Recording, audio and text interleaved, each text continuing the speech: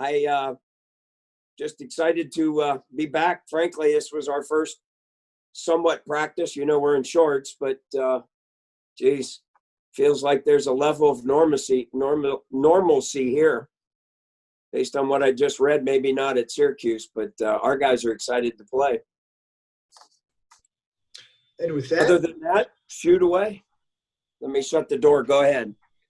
Hey, Randy, Pat was on here just telling us, hey, when you talk to our players, don't ask them if they've arrived. They have not arrived. Nobody has arrived. All that being said, when you look at the talent that you have on that side of the ball, I mean, do you feel almost like a little bit of a kid in the candy store a little bit with the options that you have and the things you can do?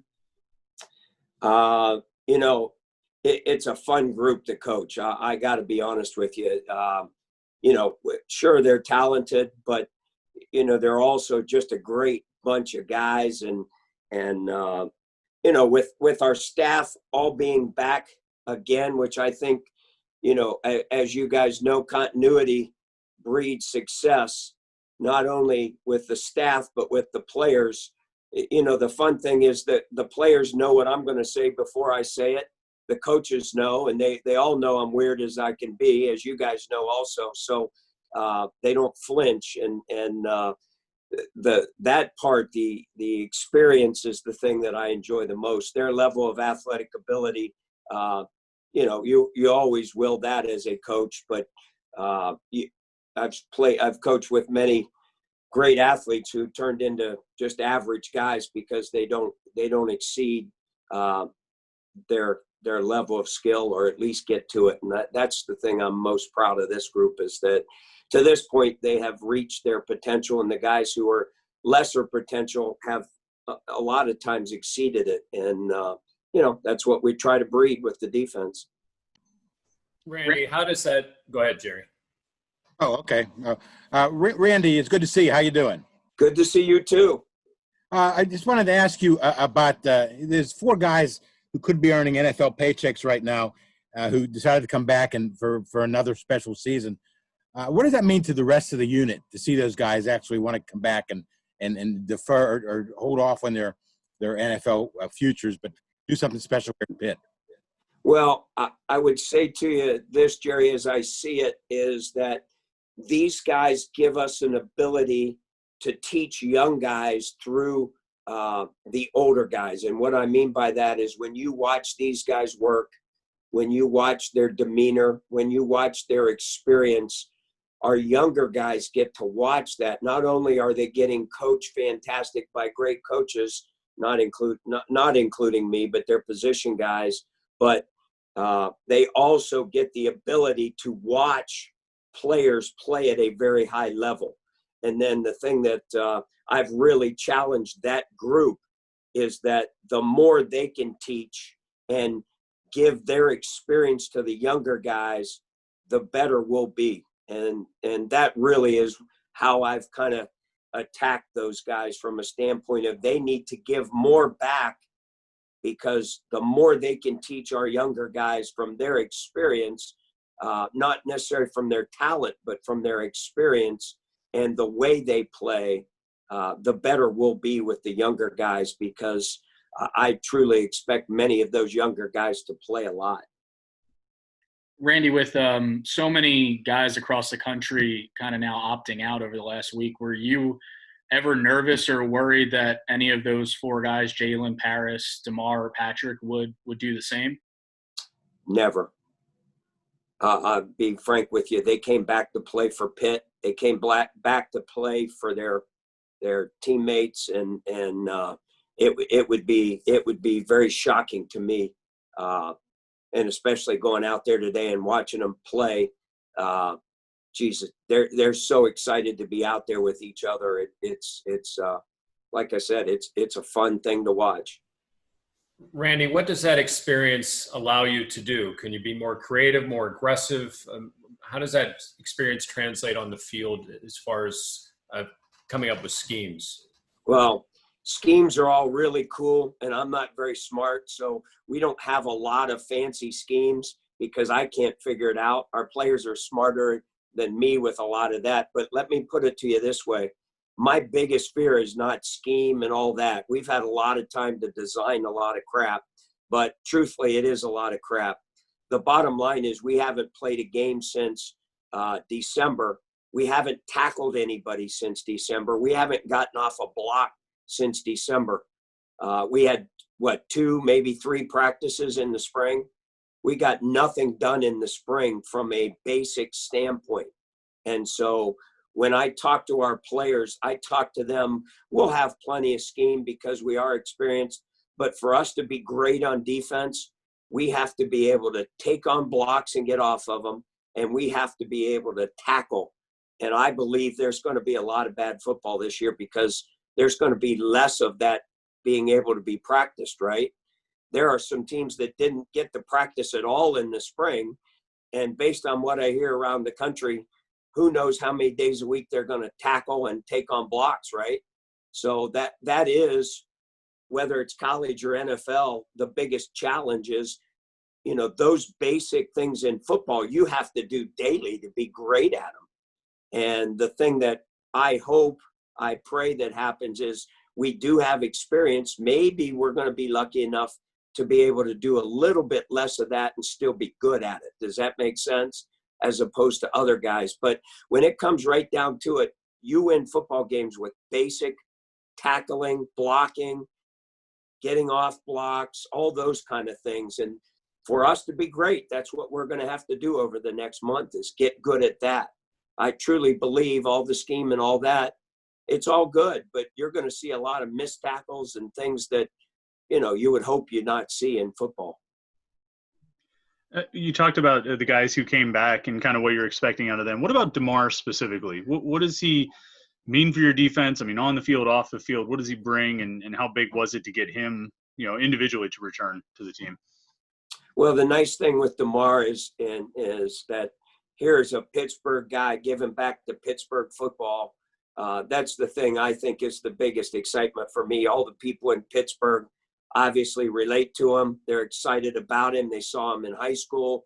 So I think the whole city's excited about him coming back. For me specifically, he gives me experience, leadership, and all those intangibles that come with that.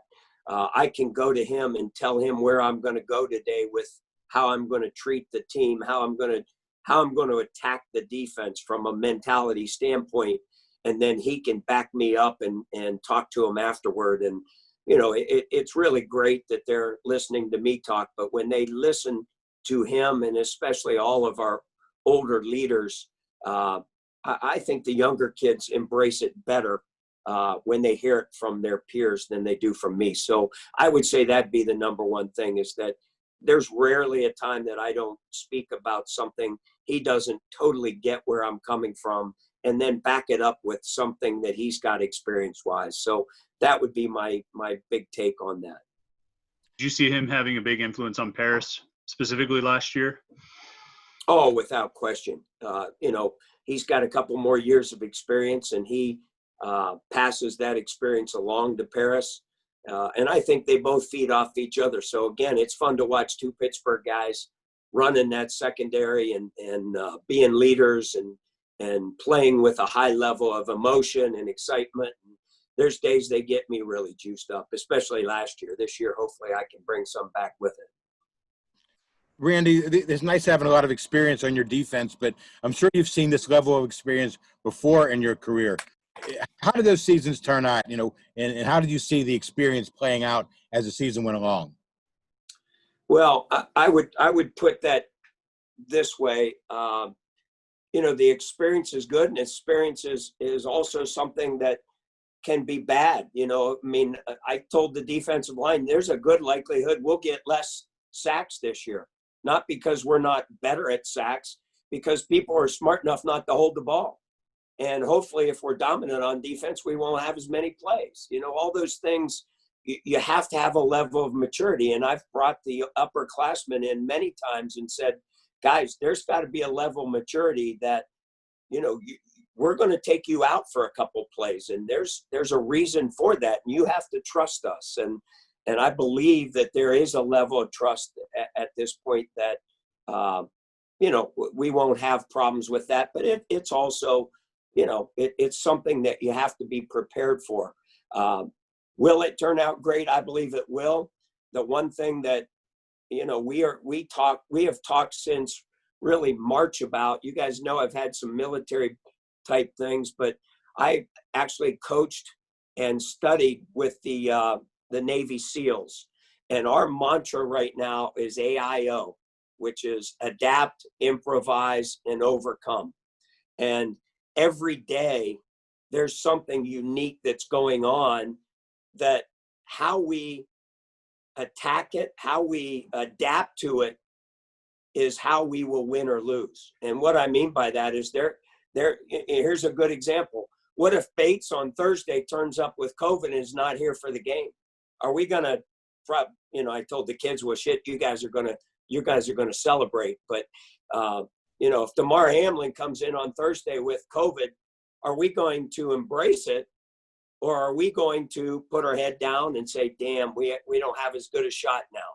And I think every day we are doing things, I'm doing things to create havoc and chaos in their life that we have to adapt to, because who the heck knows what's going to happen? Are we going to play Syracuse the second game?